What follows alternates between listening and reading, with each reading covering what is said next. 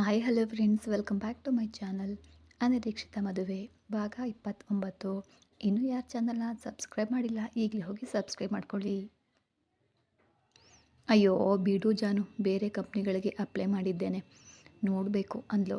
ಸರಿ, ನಿನಗೆ ಕೆಲಸ ಸಿಗೋವರೆಗೂ ನಾನೇ ನಿನಗೆ ಹಣ ಕೊಡ್ತೀನಿ, ನೀನೀಗ ಮನೆಗೆ ಹೋಗು. ಬೇಡ ಜಾನ್ವಿ, ನೀನು ಈಗಾಗಲೇ ತುಂಬ ಸಹಾಯ ಮಾಡಿದೀಯ. ಈಗ ಏನಾಯ್ತೋ? ನೀನು ನನ್ನ ಗೆಳತಿ ಅಲ್ವಾ? ನನ್ನ ಗೆಳತಿ ಕಷ್ಟದಲ್ಲಿದ್ದರೆ ನೋಡಿ ನಾನು ಸುಮ್ಮನೆ ಇರ್ತೀನಾ ಹೇಳು? ನಿನಗೆ ಈಗ ಎಷ್ಟು ಬೇಕು ಹೇಳು, ನಾನು ಕೊಡ್ತೀನಿ ಅಂದ್ಲು ಜಾಹ್ನವಿ. ನನಗೆ ಈಗೇನು ಬೇಡ ಬಿಡು ಜಾನು, ಸದ್ಯಕ್ಕಂತೂ ನಾನು ಉಳಿಸಿದ ಹಣವನ್ನು ಊರಿಗೆ ಕಳಿಸ್ಕೊಡ್ತಾ ಇದ್ದೀನಿ. ಬೇಗ ಬೇರೊಂದು ಕೆಲಸ ಸಿಕ್ಕರೆ ಸಮಸ್ಯೆ ಬಗೆಹರಿದಂತೆ ಅಲ್ವಾ? ಅದಿರಲಿ ಅವನಿ, ನೀನು ಕೆಲಸ ಬಿಡ್ತೀನಿ ಅಂದರೆ ನಿಮ್ಮ ಆ ಮೋದಿ ಬಾಸ್ ಏನೂ ಅನ್ನಲಿಲ್ವಾ? ಅವನು ಯಾಕೆ ಅಂತಾನೆ ನಗ್ತಾ ಓಕೆ ಅಂದ. ತನ್ನ ವಿಷಯ ಎಲ್ಲಿ ಹೊರಗಡೆ ಬರುತ್ತದೋ ಅನ್ನೋ ಭಯದಲ್ಲಿ ನಗ್ತಾ ಪೇಪರ್ ಹರಿದು ತೋರಿಸ್ದ. ಅಂದರೆ ನಮ್ಮ ಬದುಕು ಅಷ್ಟೇ, ಅದನ್ನು ಮಾತುಗಳಿಂದ ಹೇಳ್ದೇನೆ ನಗ್ತಾನೆ ಹರಿದು ತೋರಿಸ್ದ ಅವನು ಮುದಿ ಬಾಸ್ ಅಂದ್ಲು. ಅಂಥವನನ್ನು ಸುಮ್ಮನೆ ಬಿಡಬಾರ್ದು ಕಣೆ. ನಾವು ಏನು ಮಾಡ್ತೇವೆ ಜಾನ್ವಿ? ಅವರ ಬಳಿ ತುಂಬ ಹಣ ಇದೆ. ಅವರ ಹಣ ಪ್ರಭಾವದಿಂದ ನಾವು ನಿಜ ಹೇಳಿದ್ರು ಅದು ಸುಳ್ಳು ಅಂತ ನಿರೂಪಿಸಿ ನಮ್ಮನೆ ತಪ್ಪು ಮಾಡಿದವರು ಅಂತಾರೆ. ಅದೆಲ್ಲ ನಮಗೆ ಅಗತ್ಯನಾ ಹೇಳು? ನಮ್ಮ ದೌರ್ಭಾಗ್ಯವೇ ಅದು. ಕಣ್ಮುಂದೆನೇ ತಪ್ಪು ನಡೀತಾ ಇದ್ರು ನೋಡಿ ಸುಮ್ಮನೆ ಇರೋದು ಬಿಟ್ಟರೆ ಏನು ಮಾಡಲು ಸಾಧ್ಯ ಇಲ್ಲ ಅವನಿ. ಸರಿ ಇರು, ತಿನ್ನಲು ಏನಾದರೂ ತರ್ತೀನಿ ಅಂತ ಜಾಹ್ನವಿ ಒಳಗಡೆ ಹೋದ್ಲು. ಇತ್ತ ಕ್ರಿಶ್ ಕುಳಿತು ಯೋಚಿಸ್ತಾ ಇದ್ರೆ ಶ್ರೀಜಾ ಬಂದು, ಏನು ಕ್ರಿಶ್, ಏನು ಯೋಚಿಸ್ತಾ ಇದೀಯಾ ಅಂದ್ಲು. ಏನೂ ಇಲ್ಲ ಶ್ರೀ, ನಮ್ಮ ಮಮ್ಮಿಯವ್ರ ಬಗ್ಗೆ ಇಂಡಿಯಾಗೆ ಬಂದು ಅವರನ್ನು ಭೇಟಿಯಾಗಿಲ್ಲ ಅಂತ ಬೇಸರವಾಗಿದೆಯಾ? ಅದಕ್ಕಲ್ಲ ಶ್ರೀ, ನನ್ನ ಸಂಕಟ. ನಾನು ಇಂಡಿಯಾಗೆ ಬಂದು ಸುಮಾರು 20 ದಿನಗಳಾದವು. ಈ 20 ದಿನಗಳಿಂದ ನಾನು ಫೋನ್ ಮಾಡಿಲ್ಲ. ಆದರೂ ಕೂಡ ನಾನು ಹೇಗಿದ್ದೇನೆ, ಏನಾಗಿದ್ದೇನೆ ಅನ್ನೋ ಕನಿಷ್ಠ ಚಿಂತೆಯೂ ಇಲ್ಲೇ ಇದ್ದಾರೆ ಅಲ್ವಾ? ಅವರು ನಿಜವಾಗಿಯೂ ನನ್ನ ಪೋಷಕರ ಅಂತ ಅನುಮಾನ ಬರ್ತಿದೆ ಶ್ರೀ ಅಂದ. ಶ್ರೀ, ನೀನು ಫೋನ್ ಮಾಡಿಲ್ಲ ಅಂತ ಅವ್ರು ನಿನ್ನ ಫ್ರೆಂಡ್ಸ್ಗೆ ಫೋನ್ ಮಾಡಿರ್ತಾರೆ ಅಲ್ವಾ? ಅದು ಬಿಟ್ಟು ನಿನ್ನ ನೋಡಿಕೊಳ್ಳಲು ಅವರಿಗೆ ತಿಳಿದವರಿಗೆ ಹೇಳಿರ್ತಾರೆ. ನೀನು ಅವರಿಗೆ ಟೂರ್ ಹೋಗ್ತಾ ಇದ್ದೇನೆ, ಬರಲು ಸ್ವಲ್ಪ ಸಮಯ ಹಿಡಿಯುತ್ತೆ ಅಂತ ಹೇಳಿ ಬಂದಿದೀಯ ತಾನೇ? ಬಹುಶಃ ನೀನು ಟೂರ್ನಲ್ಲಿ ಇರ್ತೀಯ ಅಂತ ಅವರು ಗಾಬರಿ ಪಟ್ಟಿರಲಿಕ್ಕಿಲ್ಲ ಬಿಡು. ನೀನು ಇದ್ರ ಬಗ್ಗೆ ಹೆಚ್ಚು ಯೋಚಿಸ್ಬೇಡ್ವೋ? ಅದಲ್ಲ ಶ್ರೀ, ಟೂರ್ಗೆ ಹೋದರೂ ಫೋನ್ ಮಾಡಿಲ್ಲ ಅಂದರೆ ಯಾರಿಗಾದರೂ ಗಾಬರಿ ಇರುತ್ತದೆ ಅಲ್ವಾ? ಅಸಲು ಯಾವ ದೇಶಕ್ಕೆ ಹೋಗಿದ್ದಾನೆ, ಎಲ್ಲಿದ್ದಾನೆ, ಫೋನ್ ಯಾಕೆ ಮಾಡ್ತಿಲ್ಲ ಅನ್ನುವ ಆತಂಕ ಇರುತ್ತೆ ಅಲ್ವಾ? ಅವರು ಆತಂಕ ಪಡ್ತಾ ಇಲ್ಲ ಅಂತ ನಿನಗೆ ಹೇಗೆ ಗೊತ್ತು? ಆತಂಕ ಪಡುವವರಾಗಿದ್ದರೆ ಎಂದೋ ಅಮೇರಿಕಾಗೆ ಹೋಗಿ ನನ್ನನ್ನು ಹುಡುಕುವ ಪ್ರಯತ್ನ ಮಾಡ್ತಾಯಿದ್ರು ಕಣೆ ಶ್ರೀ. ಈ ದಿನ ನೀನು ಏನೋ ಮೂಡ್ ಔಟ್ ಆಗಿದೆಯಾ ನನಗೆ ಅನಿಸ್ತಾ ಇದೆ. ಬಾ, ನಾವಿಬ್ಬರು ಹೊರಗಡೆ ಹೋಗಿ ಬರೋಣ ಅಂತ ಕೃಷ್ಣನ ಶ್ರೀ ಹೊರಗಡೆ ಕರ್ಕೊಂಡು ಹೋದ್ಲು. ಇತ್ತ ಶರ್ಮಿಳಾ ಕ್ರಿಶ್ಗೆ ಕಾಲ್ ಮಾಡಿ ಮಾಡಿ ಬೇಸತ್ತು, ಎಲ್ಲಿಗೆ ಹೋದೆ ಕ್ರಿಶ್? ಅಲ್ಲಿ ಇರೋರನ್ನು ಕೇಳಿದರೆ ಟೂರ್ ಹೋಗಿದೀಯಾ ಅಂತ ಹೇಳ್ತಾ ಇದ್ದಾರೆ. ಟೂರ್ ಹೋಗುವಾಗ ನಮಗೆ ಒಂದೇ ಒಂದು ಮಾತು ಹೇಳಲಿಲ್ವಲ್ಲ?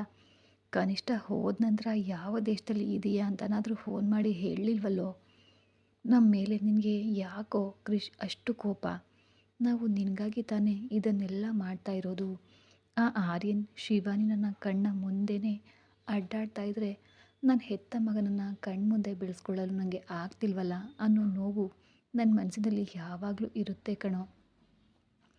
ನನ್ನ ಮಗನಿಗೆ ಹಂಚಲಾಗದ ಪ್ರೀತಿಯನ್ನು ಬೇರೆ ಯಾರಿಗೋ ಯಾಕೆ ಹಂಚಬೇಕು ಅಂತ ಅವರಿಬ್ಬರನ್ನ ಕೆಲಸದವರ ಪಾಲಿಗೆ ಒಪ್ಪಿಸಿದೆ ಕಣೋ.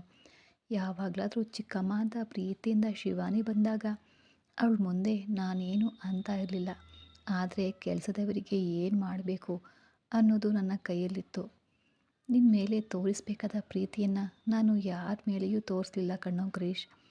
ನಿನಗೇನು ಇವು ಯಾವುವೂ ತಿಳಿಯೋದು ಕಣೋ. ಆದರೆ ನಿನ್ನನ್ನು ಅಮೇರಿಕಾದಲ್ಲಿ ಇರಿಸಿದ್ದೇವೆ ಅಂತ ನಿನಗೆ ಕೋಪ ನಮ್ಮ ಮೇಲೆ. ಅರುಂಧತಿ ವಾರಸುದಾರರಿಗೆ ಸಿಗಬೇಕಾದ ಈ ಸಾಮ್ರಾಜ್ಯಕ್ಕೆ ನಿನ್ನನ್ನೇ ಯುವರಾಜನನ್ನಾಗಿ ಮಾಡಬೇಕು ಅನ್ನೋದು ನನ್ನ ಆಸೆ ಕಣೋ ಕ್ರಿಶ್. ನನ್ನ ಆಸೆ ಈಡೇರಬೇಕು ಅಂದರೆ ಈ ಕೆಲವು ದಿನಗಳು ನೀನು ಕಾಯಲೇಬೇಕು. ನೀನು ಎಲ್ಲಿದ್ದರೂ ಸಂತೋಷವಾಗಿ ಇರಬೇಕು ಅಂತ ಬಯಸ್ತೇನೆ ಕ್ರಿಶ್. ನೀನು ಎಲ್ಲಿದೆಯೋ ಒಮ್ಮೆ ಫೋನ್ ಮಾಡು ಮಗನೇ. ಈ ಅಮ್ಮನ ಮನಸ್ಸು ನಿನಗಾಗಿ ಪರಿತಪಿಸ್ತಾ ಇದೆ ಅಂತ ಮನಸ್ಸಿನಲ್ಲೇ ಕೊರಗ್ತಾ ಕುಳಿತಿದ್ಲು ಶರ್ಮಿಳಾ. ಚಿಕ್ಕಮ್ಮ ಅಂತ ಶರ್ಮಿಳಳ ಹತ್ತಿರ ಶಿವಾನಿ ಕರೆಯುತ್ತಾ ಬಂದದನ್ನು ನೋಡಿದ ಕೂಡಲೇ ಕ್ರಿಶ್ ಫೋನ್ ಮಾಡಿಲ್ಲ ಅನ್ನೋ ಬೇಸರ ಕೋಪವಾಗಿ ಬದಲಾಯಿತು. ಏನು ಅಂತ ಸ್ವಲ್ಪ ಸಿಟ್ಟಿನಿಂದ ಜೋರಾದ ಧ್ವನಿಯಲ್ಲಿ ಕೇಳಿದ್ಲು. ನೀವು ನನ್ನ ನಂಬರ್ನ ರಮೇಶ್ ಅವರಿಗೆ ಯಾಕೆ ಕೊಟ್ಟಿದ್ದೀರಿ ಚಿಕ್ಕಮ್ಮ ಅಂತ ಕೇಳಿದ್ಲು. ನಿನಗೆ ಆಗಬೇಕಾದ ಗಂಡನಿಗೆ ನಿನ್ನ ನಂಬರ್ ಕೊಟ್ಟರೆ ತಪ್ಪೇನೆ? ಅದೇನೋ ದಾರಿಯಲ್ಲಿ ಹೋಗೋ ಯಾವನಿಗೋ ನಂಬರ್ ಕೊಟ್ಟ ಹಾಗೆ ನನ್ನನ್ನು ಕೇಳಲು ಬಂದಿದೆಯಲ್ಲ. ಅದಲ್ಲ ಚಿಕ್ಕಮ್ಮ, ಅವರು ಫೋನ್ ಮಾಡಿ ಡಿನ್ನರ್ಗೆ ಹೋಗೋಣ ಬಾ ಅಂತ ಇದ್ದಾರೆ. ಅದಕ್ಕೂ ನನ್ನನ್ನು ಕೇಳಬೇಕಾ? ಹೋಗಿ ಬಾ, ನೀನು ಹೋಗಿ ಬಂದರೆ ನನಗೂ ಸಂತೋಷ ಅಲ್ವಾ ಅಂದ್ಲು ಶರ್ಮಿಳಾ. ಅದು ಅಲ್ಲದೆ ನನಗಿಂತ ನಿಮ್ಮ ಡ್ಯಾಡಿ ಇನ್ನೂ ಹೆಚ್ಚು ಸಂತೋಷ ಪಡ್ತಾರೆ ಅಂದ್ಲು. ಡ್ಯಾಡಿ ಅಂತ ಇದ್ದಂತೆ ಶಿವಾನಿಗೆ ಭಯ ಆಯಿತು. ಆದರೂ ಸ್ವಲ್ಪ ಧೈರ್ಯ ಮಾಡಿ, ಚಿಕ್ಕಮ್ಮ, ರಾತ್ರಿ ಹೊರಗಡೆ ಹೋಗೋದು ನನಗೇನು ಅಷ್ಟು ಇಷ್ಟ ಇಲ್ಲ. ಇನ್ನೇನಂದರೂ ಬರ್ತಾಳೆ ಅಂತ ನೀವು ಫೋನ್ ಮಾಡಿ ಹೇಳಿಬಿಡಿ ಅಂದ್ಲು. ಶಿವಾನಿ ಹಾಗೆ ಅಂತ ಇದ್ದಂತೆ ಶರ್ಮಿಳಾ ಕೋಪದಿಂದ, ಈಗ ರಾತ್ರಿ ಆದರೆ ಭಯ ಯಾಕೆ? ನಿನ್ನನ್ನು ಒಬ್ಬಳೇ ಹೋಗು ಅಂತ ಇಲ್ವಲ್ಲ. ನಿನ್ನನ್ನು ಮದುವೆಗವನ ಜೊತೆಗೆ ತಾನೇ ಹೋಗು ಅಂತಿರೋದು. ಅವನು ನಿನ್ನ ಪಕ್ಕದಲ್ಲೇ ಇರ್ತಾನೆ ಅಲ್ವಾ. ಇನ್ಯಾವಾಗಾದರೂ ಬರ್ತಾಳೆ ಅಂತ ಹೇಗೆ ಹೇಳಿ? ಇನ್ನು ನಿನ್ನ ಸಮಸ್ಯೆ ಏನು? ಹೋಗಿ ಅಂದವಾಗಿ ರೆಡಿಯಾಗು ಹೋಗು ಅಂದ್ಲು. ಶಿವಾನಿ ಇನ್ನೇನು ಮಾತನಾಡಬೇಕೆಂದು ತಿಳಿಯದೆ ರೂಮಿಗೆ ಬಂದಳು. ನಡುಹಗಲಿನಲ್ಲಿ ಶಾಪ್ನಲ್ಲೇ ಅಷ್ಟು ದಾರುಣವಾಗಿ ವರ್ತಿಸಿದ ಅವನು ಈಗ ರಾತ್ರಿ ಇನ್ನು ಏನು ಮಾಡ್ತಾನೋ ಅನ್ನೋ ಭಯ. ಆ ಭಯ ಪಡ್ತಾನೆ ಕುಳಿತಳು. ಮನೋಜ್, ಈ ದಿನ ರಾತ್ರಿ ಗ್ರೀನ್ ಪಾರ್ಕ್ ಹೋಟೆಲ್ನಲ್ಲಿ ಕ್ಲೈಂಟ್ಸ್ ಜೊತೆ ಮೀಟಿಂಗ್ ಇದೆ ಕಣೋ. ಎಲ್ಲ ಅರೇಂಜ್ ಮಾಡಿದ್ದೀಯಾ ತಾನೇ? ಅರೇಂಜ್ ಮಾಡಿದ್ದೀನಿ ಆರ್ಯನ್. ನಾವು 7 ಗಂಟೆಗೆ ಹೋದರೆ ಸರಿಯಾಗುತ್ತೆ. ವೇದಾಂತ್ ಎಲ್ಲಿದ್ದಾನೆ? ಅವನು ಬರ್ತಾ ಇದ್ದಾನಾ? ಅವನು ಎಲ್ಲಿ ಆರ್ಯನ್? ಈ ಮಧ್ಯೆ ಶ್ರೀ ಬಂದಮೇಲೆ ಕಣ್ಣಿಗೆ ಕಾಣಿಸ್ತಿಲ್ಲ ಅಂದನು ಮನೋಜ್. ಒಳಗಡೆ ಬರ್ತಾ ಇದ್ದ ವೇದಾಂತ್, ನನ್ನ ಬಗ್ಗೆನೇ ಏನೋ ಡಿಸ್ಕಷನ್ ನಡೀತಾ ಇದೆ ಅನಿಸುತ್ತೆ. ಏನದು ಸಮಾಚಾರ ಅಂದನು ವೇದಾಂತ್. ಏನಪ್ಪ, ಶ್ರೀ ಜೊತೆ ಇರೋದನ್ನು ಬಿಟ್ಟು ಮನೋಜ್ ಕಣ್ಣಿಗೆ ಕಾಣಿಸ್ತಿಲ್ವಂತೆ ನೀನು ಅಂತ ನಗ್ತಾ ಕೇಳಿದನು ಆರ್ಯನ್. ಅವನಿಗೆ ಯಾರಾದರೂ ಲವರ್ ಇದ್ದರೆ ತಿಳಿತಾ ಇತ್ತು, ನಾನು ಯಾಕೆ ಕಾಣಿಸ್ತಿಲ್ಲ ಅಂತ ಅಂದನು ವೇದಾಂತ್. ಹಾಗೆ ಹೇಳ್ತಾ ಇದ್ದಂತೆ ಅಂದು ಮಾಲ್ನಲ್ಲಿ ನೋಡಿದ ಆ ಹುಡುಗಿ ನೆನಪಾದ್ಲು. ಮುಖ ಕಾಣಿಸ್ಲಿಲ್ಲ, ಕಣ್ಣುಗಳು ಮಾತ್ರ ಕಂಡಿದ್ವು. ಆದರೂ ಯಾಕೆ ಪ್ರತಿದಿನ ಅವಳೇ ನೆನಪಿಗೆ ಬರ್ತಾ ಇದ್ದಾಳೆ? ಆ ಕಣ್ಣುಗಳಲ್ಲಿ ಏನೋ ಒಂದು ಮಾಯೆ ಇದೆ. ಅದಕ್ಕೆ ಅವಳು ಪದೇ ಪದೇ ನನಗೆ ನೆನಪಾಗ್ತಾ ಇದ್ದಾಳೆ. ಮೊನ್ನೆ ಶಿವಾನಿ ಜೊತೆ ಮಾತನಾಡ್ತಾ ಇದ್ದಾಗಲೂ ಕೂಡ ಅವಳೇ ನೆನಪಾದ್ಲು ಅಂತ ಯೋಚಿಸ್ತಾ ಇದ್ರೆ ವೇದಾಂತ್ ನೋಡಿ, ಯಾರೋ ಆ ಹುಡುಗಿ ಯೋಚಿಸ್ತಿದೆಯಾ ಅಂತ ಕೇಳಿದನು. ಶಿವಾನಿ ಯೋಚನೆಯಲ್ಲಿದ್ದ ಮನೋಜ್ಗೆ ಯಾರೋ ಗೊತ್ತಿಲ್ಲ ಕಣೋ, ಮುಖ ಮಾತ್ರ ಕಾಣಲಿಲ್ಲ, ಕಣ್ಗಳು ಮಾತ್ರ ಕಂಡವು ಅಂದನು. ಅಂದರೆ ಕಣ್ಣು ನೋಡಿ ಪ್ರೀತಿಸಿದೆಯಾ ಅಂತ ಇದ್ದಂತೆ ಮನೋಜ್ ತಕ್ಷಣ ಏನೋ ಹೇಳ್ತಿದೆಯಾ ಅಂದ. ಏನೂ ಇಲ್ವೋ, ನಿನ್ನ ಕಣ್ಣಿನ ಸುಂದರಿ ಯಾರು ಅಂತ ಕೇಳ್ತಿದ್ದೇನೆ ಅಷ್ಟೇ. ನೋಡಿದ್ಯಾ ಆರ್ಯನ್, ನಮ್ಮ ಹತ್ರ ಮುಚ್ಚಿಡ್ತಾ ಇದ್ದಾನೆ. ನಮ್ಮ ಮೂವರಲ್ಲಿ ಏನೇ ಇದ್ದರೂ ಹಂಚ್ಕೊಳ್ತೇವೆ ಅಲ್ವಾ. ಇವನು ನೋಡು, ತನ್ನ ವಿಷಯ ಏನನ್ನೂ ಹೇಳ್ತಿಲ್ಲ. ಆಗ ಅವನಿಗೆ ಹೇಳಲು ಇಷ್ಟ ಇಲ್ಲ ಅಂದರೆ ಬಿಟ್ಬಿಡು ವೇದಾಂತ್, ಬಲವಂತ ಮಾಡೋದು ಯಾಕೆ? ಹೇಳು ಅಂದನು ಆರ್ಯನ್. ಹಾಗೇನೂ ಇಲ್ಲ ಬಿಡು ಆರ್ಯನ್, ನಾನೇನು ಪ್ರೀತಿಸ್ತಿಲ್ಲ ಅಂತ ಅಂದು ಮಾಲ್ನಲ್ಲಿ ನಡೆದ ಎಲ್ಲ ವಿಷಯವನ್ನು ಆರ್ಯನಿಗೆ ಹೇಳ್ದನು ಮನೋಜ್. ಅದನ್ನೆಲ್ಲ ಕೇಳಿದ ಆರ್ಯ, ಆ ಹುಡುಗಿಯ ಒಂದು ಜೊತೆ ಯಾಕೆ ಬಂದಳು? ಅವನು ಹಾಗೆ ಮಾತನಾಡ್ತಾ ಇದ್ರೆ ಕೆನ್ನೆಗೆ ಬಾರಿಸ್ದೆ ಅಳ್ತಾ ನಿಂತಿದ್ದು ನನಗೆ ಅಷ್ಟಾಗಿ ಇಷ್ಟ ಆಗಲಿಲ್ಲ ಕಣೋ. ಆ ಹುಡುಗಿ ಪಾಪ ಯಾವ ಪರಿಸ್ಥಿತಿಯಲ್ಲಿ ಇದ್ಲೋ ಏನೋ, ಯಾರಿಗೊತ್ತು ಆರ್ಯ ಅಂದನು ಮನೋಜ್. ಈ ಸಲ ಅವನು ಯಾರಾದರೂ ಅಂತ ಕಂಡ್ರೆ ನನಗೆ ಹೇಳು, ಮುಸುಕು ಹಾಕಿ ಎಲ್ಲ ಸೇರಿ ಗುಮ್ಮೋಣ. ಎಂಥ ಈಡಿಯಟ್ ಅವನು, ಟ್ರಯಲ್ ರೂಮ್ ಒಳಗಡೆ ಹೋಗಿ ಆ ಹುಡುಗಿಯನ್ನು ಅಳಿಸ್ತಾನ. ಇಂತಹವನ ಜೊತೆ ಆ ಹುಡುಗಿಯನ್ನು ಆಚೆ ಕಳಿಸಿದ ಆ ಮನೆಯವರನ್ನು ಅನ್ಬೇಕು ಮೊದಲು ಅಂತ ವೇದಾಂತ್ ಹೇಳಿದ ತಕ್ಷಣ ಆರ್ಯನಿಗೆ ಒಂದು ವಿಷಯ ನೆನಪಾಯಿತು. ಒಂದಿನ ಶಿವಾನಿಯನ್ನು ತನ್ನ ಜೊತೆ ಶಾಪಿಂಗಿಗೆ ಕಳಿಸ್ಕೊಡಿ ಅಂತ ಶಿವಾನಿಯನ್ನು ಮದುವೆಯಾಗುವ ವ್ಯಕ್ತಿ ಕೇಳಿದ ಅಂತ ಚಿಕ್ಕಮ್ಮ ಹೇಳಿದ್ದು ನೆನಪಾಗಿ ಮನೆಗೆ ಹೋಗಿ ಶಿವಾನಿಯನ್ನು ಅಂದು ಶಾಪಿಂಗ್ ಹೇಗಾಯಿತು ಅಂತ ಕೇಳಬೇಕು ಅಂತ ಅಂದ್ಕೊಂಡ. ಆರ್ಯ ಆಲೋಚಿಸ್ತಾ ಇರೋದನ್ನು ನೋಡಿ, ಏನು ಆರ್ಯ ಆಲೋಚಿಸ್ತಾ ಇದೆಯಾ ಅಂದನು ಮನೋಜ್. ಏನಿಲ್ಲ ಬಿಡಿ, ನಡೀರಿ ಮೀಟಿಂಗ್ಗೆ ಸಮಯ ಆಗ್ತಾ ಇದೆ ಅಂದನು. ಸರಿ ಎಂದು ಮೂವರು ಹೊರಗಡೆ ಕಾರಿನ ಹತ್ರ ಬರ್ತಾ ಇದ್ದಂತೆ ಆರ್ಯನಿಗೆ ಫೋನ್ ಕರೆ ಬಂದಿತು. ಆರ್ಯ ಫೋನ್ ಮಾತಾಡಿ, ಮನೋಜ್, ನಾನು ಅರ್ಜೆಂಟಾಗಿ ಹೋಗಬೇಕು, ಈ ಮೀಟಿಂಗ್ಗೆ ನೀವಿಬ್ಬರು ಅಟೆಂಡ್ ಆಗಿ ಅಂತ ಹೇಳಿ ಅವರು ಹೇಳೋದನ್ನು ಕೂಡ ಕೇಳಿಸ್ಕೊಳ್ಳದ ಆರ್ಯ ಹೊರಟು ಹೋದ. ಇವನು ನಾವು ಹೇಳೋದನ್ನು ಕೇಳಿಸ್ಕೊಳ್ದೆ ಹೋಗ್ತಿದ್ದಾನಲ್ಲ, ಯಾವುದಾದ್ರೂ ಕೆಲಸ ಇರಬಹುದು ಬಿಡು, ಹೋಗೋಣ ಅಂದನು ಮನೋಜ್. ಯಾವ ಕೆಲಸ ಇರುತ್ತದೆಯೋ ನನಗೆ ಗೊತ್ತು ಬಿಡು ಅಂತ ವೇದಾಂತ್ ನಕ್ಕನು. ನಿನಗೆ ಏಟು ಬೀಳುತ್ತದೆ ಮಗನೇ, ನಡಿ ಅಂತ ಕಾರ್ ಹತ್ತಿದ್ರು. ನಮ್ಮ ಸಿಸ್ಟರ್ ಅಂದರೆ ಪ್ರೀತಿ ಇದೆ ಕಣೋ, ಆದರೆ ಇವನು ಹೊರಗಡೆ ಹೇಳ್ಕೊಳ್ಳೋದಿಲ್ಲ. ಯಾಕೆ ಹಾಗೆ ಇರ್ತಾನೋ ನಮಗಂತೂ ತಿಳಿತಿಲ್ಲ. ಆರ್ಯ ಯಾವುದೇ ಕಾರಣ ಇಲ್ಲದೆ ಹಾಗೆ ಮಾಡೋದಿಲ್ಲ ಅಲ್ವಾ, ಅದು ನಮಗೆ ತಿಳಿದಿದೆ ಅಲ್ವಾ ವೇದಾಂತ್ ಅಂದನು ಮನೋಜ್. ಗೊತ್ತು ಕಣೋ, ಆದರೆ ಏನಿರಬಹುದು ಅಂತ ಯೋಚಿಸ್ತಾ ಇದ್ದೇನೆ. ಒಂದು ವೇಳೆ ಮನೆಯವರು ಏನಾದರೂ ಅಂತಾರೆ ಅಂತ ಭಯದಿಂದ ಹೇಳ್ತಿಲ್ವೋ ಏನೋ ಅಂದ ವೇದಾಂತ್. ಇಲ್ಲ ಕಣೋ, ನಾವು ಅವರ ಆಸ್ತಿ ಅಂತಸ್ತಿಗೆ ಸಮಾನರಲ್ಲ ಅಲ್ವಾ, ಅದಕ್ಕೆ ಅವನು ಹೇಳಲು ಭಯ ಪಡ್ತಿದ್ದಾನೋ ಏನೋ ಅಂದನು ಮನೋಜ್. ನಿನಗೆ ನಮ್ಮ ಆರ್ಯನ ಬಗ್ಗೆ ತಿಳಿದಿದೆ ಅಲ್ವಾ, ಅವನು ಹಾಗೆ ಯಾವತ್ತೂ ಆಲೋಚಿಸೋದಿಲ್ಲ ಮನೋಜ್. ಮತ್ಯಾವುದೇ ಕಾರಣ ಇರುತ್ತೆ ಬಿಡು, ಅದು ಏನೆಂದು ಅವನೇ ಹೇಳ್ತಾನೆ ಅಂದನು ವೇದಾಂತ್. ಅದು ಯಾವಾಗಲೂ ನಡೀತದೆಯೋ, ಮದುವೆಯಾದರೂ ಜಾಹ್ನವಿ ಇನ್ನೂ ಮನೆಯಲ್ಲೇ ಇದ್ದಾಳೆ. ಸುತ್ತಮುತ್ತಲಿನವರು ಈಗಾಗಲೇ ಏನೇನೋ ಪಿಸ್ಕೊಡ್ತಿದ್ದಾರೆ ಕಣೋ, ಅವರಿಗೆ ಬೇರೆ ಕೆಲಸ ಇರೋದಿಲ್ಲ ಮನೋಜ್. ಅವರ ಬಗ್ಗೆ ನೀನು ತಲೆ ಕೆಡಿಸ್ಕೊಳ್ಬೇಡ, ಬಿಟ್ಟು ಹಾಕು ಅವರನ್ನು ಅಂದನು ವೇದಾಂತ್. ನಾನು ಯಾವಾಗಲೂ ತಲೆ ಕೆಡಿಸ್ಕೊಳ್ಳೋದಿಲ್ವೋ, ಆದರೆ ಮೊನ್ನೆ ನಾನು ಮನೆಗೆ ಹೋಗ್ತಾ ಇದ್ದಾಗ ಪಕ್ಕದ ಮನೆಯವರು ಜಾಹ್ನವಿ ಮತ್ತು ಆರ್ಯನ ಬಗ್ಗೆ ತಪ್ಪಾಗಿ ಮಾತಾಡ್ತಿರೋದನ್ನು ಕೇಳಿಸ್ಕೊಂಡೆ. ತಾಳಿ ಕಟ್ಟಿದ್ದೇನೆ ಅಂತ ಆದರೆ ತನ್ನ ಮನೆಗೆ ಕರ್ಕೊಂಡು ಹೋಗದೆ ಹಗಲು ರಾತ್ರಿ ಯಾವಾಗಲೂ ಇಲ್ಲೇ ಇರ್ತಾನೆ. ಅಸಲು ಜಾಹ್ನವಿನ ಹೆಂಡತಿಯಾಗಿ ಮನೆಗೆ ಕರ್ಕೊಂಡು ಹೋಗ್ತಾನಾ, ಅಥವಾ ಇನ್ನೊಂದು ಮದುವೆ ಮಾಡಿಕೊಂಡು ಜಾಹ್ನವಿಯನ್ನು ಇಟ್ಕೊಳ್ತಾನ ಅಂತ ಮಾತಾಡ್ಕೊಳ್ತಾ ಇದ್ರು ಕಣೋ. ಮನೋಜ್ ಅವರನ್ನು ಏನು ಅನ್ನಲಾಗದೆ ಆ ಕೋಪವನ್ನು ಆರ್ಯನ ಮೇಲೆ ತೋರಿಸ್ದೆ ಕಣೋ. ಏನೋ ಮನೋಜ್, ಏನು ಹೇಳ್ತಿದೀಯಾ, ಅವ್ರು ಏನೋ ಅಂದರು ಅಂತ ನಮ್ಮ ಆರ್ಯನ ತಪ್ಪು ತಿಳ್ತೀಯಾ ಅಂದನು. ನಾನು ಆರ್ಯನ ಹತ್ರ ಏನೂ ಅನ್ನಲಿಲ್ವೋ ವೇದಾಂತ್, ಜಾಹ್ನವಿ ಹತ್ರ ಅಂದೆ. ಆರ್ಯ ಅದನ್ನು ಕೇಳಿಸಿ ಬೇಸರದಿಂದ ಹೊರಟು ಹೋದ. ಇನ್ನೂ ಬರೋದಿಲ್ವೇನೋ ಅಂತ ಭಯಪಟ್ಟೆ, ಆದರೆ ನನ್ನ ಮೇಲಿನ ಅಭಿಮಾನ ಮತ್ತು ಜಾಹ್ನವಿ ಮೇಲಿನ ಪ್ರೀತಿ ಆರ್ಯನನ್ನು ಮತ್ತೆ ಮನೆಗೆ ಬರುವಂತೆ ಮಾಡಿದೆ. ನಮ್ಮ ಜಾಹ್ನವಿಯನ್ನು ನೋಡಿದ ಆರ್ಯ ಇರಲು ಸಾಧ್ಯನಾ ಅಂತ ನಕ್ಕನು ವೇದಾಂತ್. ಈಗಲೂ ನಮಗೆ ಕೆಲಸ ಇದೆ ಅಂತ ಹೇಳಿ ಅಲ್ಲಿಗೆ ಹೋಗಿರ್ತಾನೆ ಬಿಡು, ಜಾಹ್ನವಿ ಹತ್ತಿರಕ್ಕೇ ಹೋಗಿರ್ತಾನೆ. ಅದಕ್ಕೆ ನಮಗೆ ಎಲ್ಲಿ ಹೋಗ್ತಿದ್ದೀನಿ ಅಂತ ಹೇಳದೆ ಹೋಗಿದ್ದಾನೆ ಅಂದ ವೇದಾಂತ್. ವೇದಾಂತ್ ಹೇಳ್ತಾ ಇರುವಾಗ ಜಾಹ್ನವಿಯಿಂದ ಮನೋಜ್ಗೆ ಫೋನ್ ಬಂತು. ವೇದಾಂತ್, ಜಾಹ್ನವಿ ಫೋನ್ ಮಾಡ್ತಾ ಇದ್ದಾಳೆ ಅಂತ ಫೋನ್ ಎತ್ತಿ, ಹೇಳಿ ಜಾಹ್ನವಿ ಅಂದನು. ಅಣ್ಣ, ಪಕ್ಕದ ಮನೆಯ ಅಜ್ಜಿಗೆ ಸ್ವಲ್ಪ ಹುಷಾರಿಲ್ಲ, ಅದಕ್ಕೆ ಹಾಸ್ಪಿಟ್ಲಿಗೆ ಕರ್ಕೊಂಡು ಬಂದಿದ್ದೇನೆ. ನೀನು ಎಲ್ಲಿದ್ದೀಯಾ ಅಣ್ಣ, ಮನೆಗೆ ಬಂದುಬಿಟ್ಯಾ ಅಂತ ಕೇಳಿದ್ಲು. ಇಲ್ಲ ಜಾಹ್ನವಿ, ಇಂದು ಒಂದು ಮೀಟಿಂಗ್ ಇದೆ, ನಾನು ಬರೋದು ಲೇಟ್ ಆಗುತ್ತೆ. ನೀನು ಅಜ್ಜಿಯನ್ನು ತೋರಿಸಿ ಜಾಗರೂಕತೆಯಿಂದ ಮನೆಗೆ ಹೋಗು ಅಂತ ಹೇಳಿ ಫೋನ್ ಇಟ್ಟನು ಮನೋಜ್. ಜಾಹ್ನವಿ ಮನೆಯಲ್ಲಿ ಇಲ್ಲ ವೇದಾಂತ್.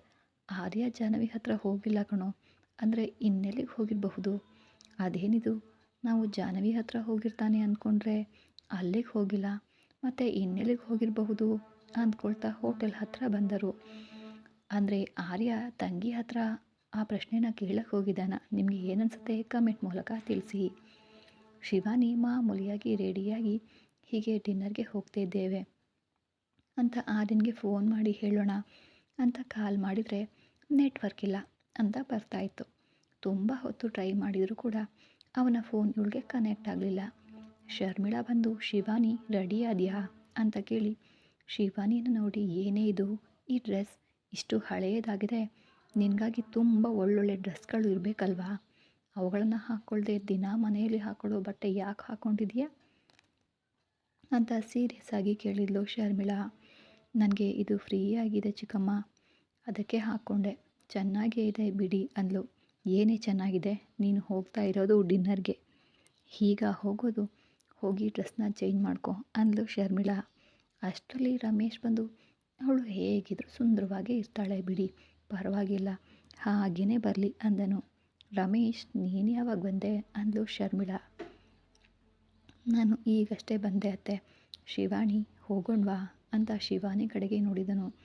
ಅವಳು ಹಳೇದಾಗಿ ಸಿಂಪಲ್ ಆಗಿರುವ ಚೂಡಿದಾರ್, ಮೇಕಪ್ ಇಲ್ಲದೆ ಸುಮ್ಮನೆ ಪೌಡರ್ ಹಚ್ಕೊಂಡ ಹಾಗೆ ಹಚ್ಕೊಂಡು ಒಂದು ಸಣ್ಣ ಸ್ಟಿಕ್ಕರ್ ಹಾಕ್ಕೊಂಡಿದ್ಲು. ಕುತ್ತಿಗೆಯಲ್ಲಿ ಒಂದು ಸಣ್ಣ ಚೈನ್, ಕೈಗೆ ವಾಚ್, ಸಿಂಗಲ್ ಆಗಿ ಒಂದು ಬಳೆ ಅಷ್ಟೇ ಹಾಕಿ ಶಿವಾನಿಯನ್ನು ನೋಡಿ ರಮೇಶ್ ಮನಸ್ಸಿನಲ್ಲಿ ಕೋಪದಿಂದ ಕುದೀತಾ ಇದ್ದ. ಆದರೂ ಹೊರಗಡೆ ತೋರಿಸ್ದೆ ನಗ್ತಾ, ತಾನು ಸಿಂಪಲ್ ಆಗಿದ್ರೂ ತುಂಬ ಕ್ಯೂಟಾಗಿ ಇರ್ತಾಳೆ ಶಿವಾನಿ, ಹೋಗೋಣವಾ ಶಿವಾನಿ ಅವರೇ ಅಂದನು. ರಮೇಶ್ ವರ್ತನೆಗೆ ಶಿವಾನಿ ಆಶ್ಚರ್ಯದಿಂದ ನೋಡ್ತಾ ಇದ್ಲು. ನೋಡಿದ್ಯಾ ಶಿವಾನಿ, ನಿನಗೆ ಅಂದರೆ ಅವನಿಗೆ ಎಷ್ಟು ಇಷ್ಟ ಅಂತ. ನೀನು ಹೇಗಿದ್ರೂ ಅವನಿಗೆ ಸುಂದರವಾಗಿಯೇ ಕಾಣಿಸ್ತೀಯಂತೆ. ಇಂಥವನು ನಿನಗೆ ಎಲ್ಲಿ ಸಿಗ್ತಾನೆ ಹೇಳು. ಸರಿ ಹೋಗಿ ಬನ್ನಿ ಅಂದು ಶರ್ಮಿಳಾ. ಬನ್ನಿ ಶಿವಾನಿ ಅವರೇ ಅಂತ ಶಿವಾನಿಯನ್ನು ಮುಂದೆ ಹೋಗಲು ಹೇಳಿ ರಮೇಶ್ ಹಿಂದೆ ಹೋಗ್ತಾ ಶರ್ಮಿಳಾಳಿಗೆ ಹಣಕ್ಕಾಗಿ ಸನ್ನೆ ಮಾಡ್ದ. ಶಿವಾನಿ ಫಾಸ್ಟಾಗಿ ನಡೆದು ಹೋಗೇ ಬಿಟ್ಲು. ಶಿವಾನಿ ಹೋಗ್ತಾ ಇದ್ದಂತೆ, ಮೊನ್ನೆ ಅಷ್ಟೇ 5 ಲಕ್ಷ ಹಾಕಿದ್ನಲ್ವಾ ನಿನ್ನ ಅಕೌಂಟಿಗೆ ಅಂದ್ಲು ಶರ್ಮಿಳಾ. ಅವು ಮೊನ್ನೆ ಶಾಪಿಂಗ್ಗೆ ಮತ್ತು ಮಿಕ್ಕಿದವುಗಳಿಗೀಗ ಖಾಲಿಯಾಗಿ ಹೋದವು ಅಂದನು. ರಮೇಶ್, ನೀನು ಕೇಳಿದಾಗಲೆಲ್ಲ ಹಣ ಕೊಡಬೇಕಂದ್ರೆ ಹೇಗೋ ಅಂದ್ಲು. ಮತ್ತೆ ಈಗ ಹೋಗ್ತಾ ಇರೋದು ರಸ್ತೆ ಬದಿಯಲ್ಲಿ ಅಲ್ವಲ್ಲ, ಹೋಟೆಲ್ಗೆ ಅಲ್ವಾ, ನಿಮ್ಮ ಮಗಳನ್ನು ಕರ್ಕೊಂಡು ಹೋಗ್ತಾ ಇರೋದು ಅಂದನು. ಸರಿ ಬಿಡು, ಕಳಿಸ್ತೀನಿ. ಮೊನ್ನೆ ತರಹ ಅವಳನ್ನು ಹೆದರಿಸ್ಬೇಡ. ಮದುವೆಗೆ ಮುಂಚೆಯೇ ಹೆದರಿಸಿದ್ರೆ ಮದುವೆ ಹೇಗೆ ಮಾಡ್ಕೊಳ್ತಾಳೆ ಹೇಳು.